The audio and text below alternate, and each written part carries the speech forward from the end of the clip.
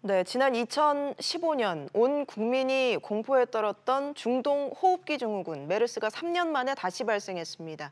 오늘로 사흘째인데요. 이 3년 전에 악몽이 재현되는 건 아닌지 자세한 상황을 알아보겠습니다. 신상엽 한국의학연구소 감염내과 전문의 나오셨습니다. 어서 오세요. 네, 안녕하세요. 네, 안녕하세요. 우선 지금까지 확진 판정을 받은 환자가 1명인데 이 환자 상태는 어떻습니까? 지금 이제 서울대병원에서 이제 치료를 잘 하고 있는 상태입니다. 예. 더 뭐 악화되진 않았고요. 네, 지금 아직 뭐 더 악화되거나 뭐 그런 얘기들은 들리지 않고 있습니다. 불행 중 다행으로 이 확진 환자와 함께 일했던 회사 동료, 또 뭐 영국인 같은 비행기 같이 탔던 영국인 같은 경우는 이제 음성 판정을 받았다고 합니다. 예. 예, 그렇습니다. 그래서 뭐 회사 동료와 이제 뭐 그 다른 뭐 밀접 접촉자들이나 이제 일상 접촉자들 중에서 아직은 2차 감염이 나오지는 않고 있는 상태입니다. 다행히. 예. 그러면 좀 이런 이 확진 판정을 받은 이 환자와 좀 밀접 접촉했던 사람들이 또 더 있을 텐데요. 이들은 좀 어떻게 관리되고 있는 상황입니까? 이제 이 환자가 이제 메르스라는 질환은 결국은 그 호흡기 질환으로 이제 객담이나 이렇게 기침을 통해서 객담이 이제 외부로 나오고 그걸 갖다가 이제 어떤 사람이 다시 이제 받아들여야 이제 감염이 되는데 이분이 이제 뭐 비행기 안이나 이런 곳에서 뭐 호흡기 증상이 심했던 것 같지는 않지만 그래도 혹시 이제 가능성이 있기 때문에 이분과 이제 가까이 뭐 2m 내 가까이 있었던 분들이나 역학적으로 좀 의미가 있는 분들은 이제 밀접 접촉자라고 해서 자가격리 시킨 상태에서 이제 계속 관찰을 하고 있는 상태고요. 그렇지 않은 이제 일상적인 접촉자들 같은 경우는 이제 격리를 하고 있지는 않지만 그래서 이제 삶의 터전에서 계속 이제 저희 보건당국에서 1대1로 붙어서 이제 상황을 계속 이제 면밀하게 관찰하고 있는 상태입니다. 예. 이번에 이 확진 환자가 이제 쿠웨이트에서 메르스에 걸린 것으로 확인이 됐는데요. 이 쿠웨이트는 근데 메르스 이 오염 지역으로 분류된 나라가 아니라고 하는데 어떻게 이 지역에서 메르스가 발병한 걸까요? 이제 쿠웨이트 같은 경우는 이제 말씀하신 대로 이제 메르스가 이제 최근에 발병했던 적이 최근 2년 사이에는 없는 정도로 굉장히 이제 메르스에서는 안전한 지역이라고 알려졌었는데 사실 이제 메르스는 주로 이제 사우디에서 이제 발생을 하고 있는데요.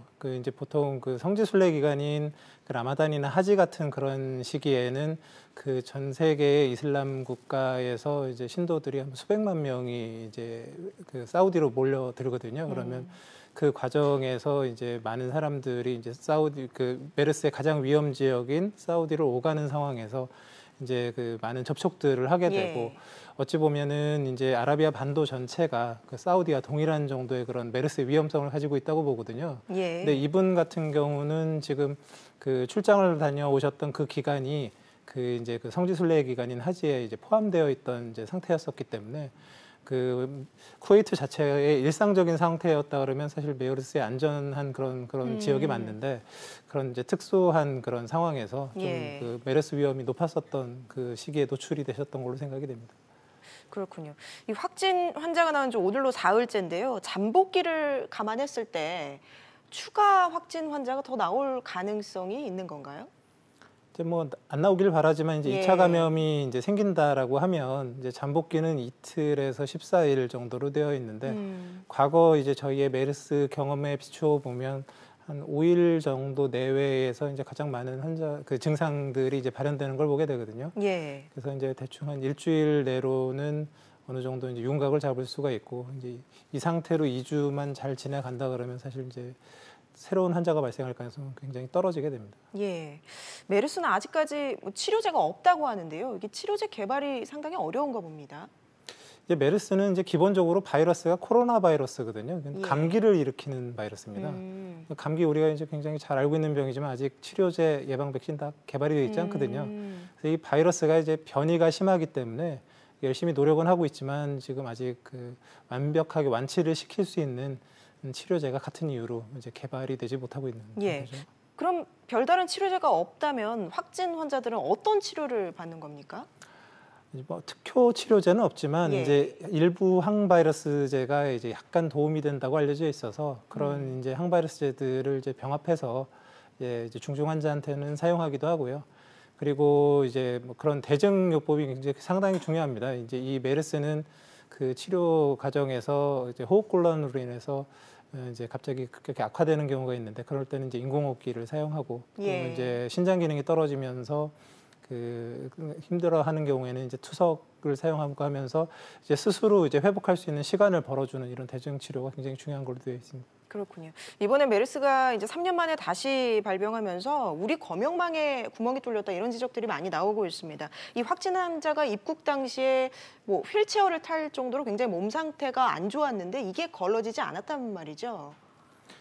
그 입국 당시에서 이제 검역 시스템에서는 사실은 이제 아무 환자나 이렇게 이제 선별할 수 있는 건 아니고 이제 나름의 기준을 가지게 되는데 이제 메르스의 이제 의심 사례 이제 정의 자체가 이제 어떻게 돼 있냐면 그 호흡기 증상이 있거나 아니면 발열이 있거나 하면서 그 14일 이내에 이제 중동 지역을 다녀왔던 사람이거든요. 근데 이분 같은 경우는 뭐 열을 쟀는데도 열이 없었고 호흡기 증상은 사실 뭐 있었는지 없었는지는 뭐 알 길은 없지만 당시엔 뭐 심하지 않았던 것 같고 그러니까 이제 뭐 유일하게 있었던 증상은 설사 증상이긴 한데 그 설사 증상 자체는 이 메르스에서 나타날 수는 있지만 주된 증상은 아니기 때문에 그리고 설령 나타나더라도 보통은 호흡기 증상과 설사가 이제 같이 나타나는 경우가 대부분이라 지금의 기준은 호흡기 이제 증상을 이제 기준으로 이제 책정이 돼 있었던 거거든요. 그래서 설사만 있었던 이분은 뭐 열도 없었던 상황에서 그냥 빠져나가게 된 거죠. 공항 검역에서 이제 뭐 육안으로만 체크를 하는 건가요? 이제 그냥 육안으로 하는 게 아니라 건강 상태 질문서라는 걸 갖다가 이제 중동에서 오시는 분들은 전부 다 이제 적게 돼 있는데 거기에 이제 있었던 증상이나 모든 그런 건강 관련된 그 정보들을 다 적게 돼 있고 그걸 제출하고 체온을 재고 이제 그걸 종합해서 보면서 이제 판단하게 되는 거죠. 그렇군요. 결국은 그럼 이 확진 환자가 스스로 병원에 찾아가서 이제 발병을 알게 된 거죠? 예, 그렇습니다. 알겠습니다. 근데 모든 병원에서 이제 메르스를 진단할 수 있는 건 아니잖아요. 메르스를 진단할 수는 있는데 치료를 할 수 있는 건 아니죠. 그렇고 그런 측면에서 이제 이 환자가 뭐 삼성 서울병원을 찾아간 게 참 다행이었다. 오히려 뭐 그나마 다행이었다. 이런 얘기도 나오고 있습니다. 그래서 뭐 삼성 서울병원을 뭐 비롯한 우리나라의 이제 유수 서울에 있는 큰 종합병원들은 이제 메르스에 대한 그런 이런 기본 대비들은 지금 아주 잘 돼 있는 걸로 알고 있고요. 다만 이제 삼성 서울병원은 이제 원하지는 않았겠지만 이제 이제 메르스에 대한 경험을 많이 갖고 있다 보니까 이제 어찌 보면 다른 병원들에 비해서 이제 실수할 수 있는 그런 가능성은 좀 적지 않나. 그래서 이번에도 좀 가능성이 적었음에도 불구하고 좀 과잉하게 어찌 보면 대응을 해서 이제 좋은 결과를 얻었다는 생각이 듭니다. 그렇군요. 이렇게 뭐 확진이든 아니면 의심 환자든 이게 격리가 되면 경제 활동을 못 하게 되잖아요. 그럼 그 가족들까지 좀 피해를 입게 될 텐데 이런 부분에 대한 지원은 어떻게 돼 있습니까? 나라에서 이제 법으로 그런 부분에 대한 이제 보상을 해주도록 되어 있습니다. 그렇습니까? 자, 3년 전에 이제 전 국민이 뭐 마스크 쓰고 메르스 공포에 떨었던 기억이 아직도 생생한데요. 혹시나 이번에 그때만큼 좀 사태가 확산되지 않을지 이런 우려가 있는데 어떻게 보십니까? 뭐 그렇게 되면 안 될 것 같고요. 근데 이제 3년 전과는 이제 좀 다른 부분이 그 3년 전에는 이제 증상이 있는 그러니까 다른 사람을 충분히 감염시킬 수 있는 그런 그 위험한 그 이제 환자들이 진단이 너무나 늦어졌기 때문에 이제 굉장히 많은 밀접 접촉자들을 냈고 그런 분들이 다 이제 환자로 진단이 되면서 이제 문제가 됐는데 이번에 이제 진단되신 분 같은 경우는 뭐 증상이 심하지 않은 상태에서 이제 굉장히 그 빠른 진단을 받은 편이기 때문에 밀접 접촉자 자체가 적고 관리 대상 자체가 적은 상태라서 더 이상의 환자 발생 없이 이제 끝나길 저희가 바라고 있는 거죠.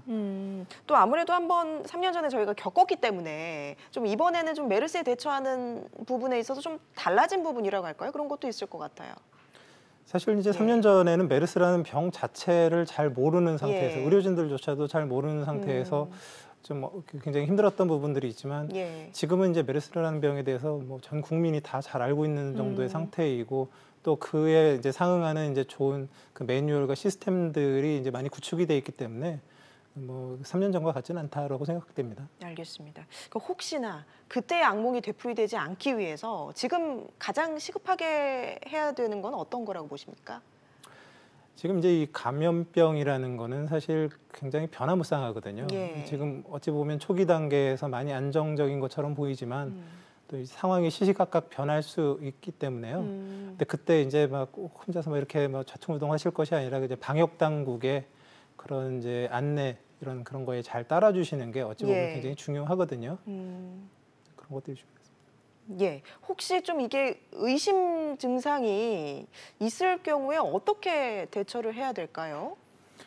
이제 사실 딱 내가 뭔가 메르스 같은데 이게 그런 생각이 들게 되면 이제 머리가 예. 복잡해지잖아요. 예, 근데 예. 지금 딱 하나만 딱 기억해 주시면 될 것 같아요. 1339번으로 전화를 하시면 1339번이요. 네, 이제 거기에서 이제 가장 적절한 그 대처를 받으실 수가 있을 것 같습니다.